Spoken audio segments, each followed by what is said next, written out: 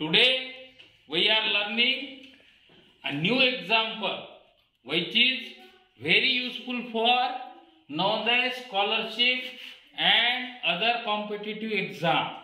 आज आपण एक नवीन भाग पाहणार आहोत जो की नवोदय स्कॉलरशिप आणि विविध स्पर्धा परीक्षेसाठी अतिशय महत्त्वाचा आहे. आज आपल्याला चार आकृत्या दिल्या असतात, ए बी सी आणि डी. या चार आकृत्यांमध्ये तीन एकसारख्या असतात आणि एक आकृती वेगळी असते. एक आकृती कशी असते?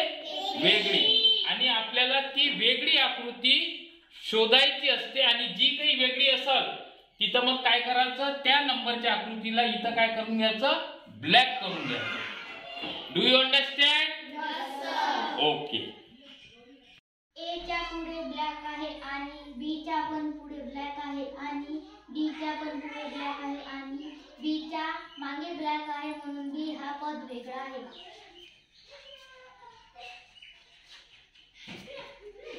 के I T, T I K, I T K, I K C, C हा अल्फाबेट वेगळा आहे.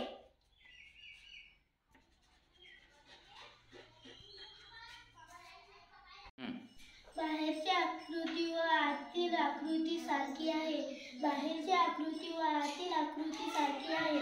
बाहेरची आकृती व आतील आकृती सारखी आहे. बाहेरची आकृती व आतील आकृती वेगळी आहे.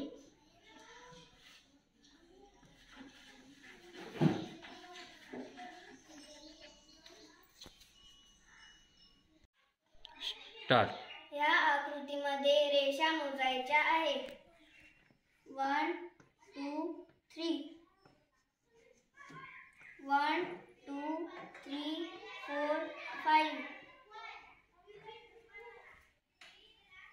1 2 3 4 5,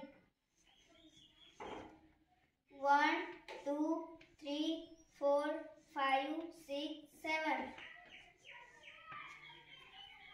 1 2 3 4 5 6, 1 2 3 4, 1 2 3 4,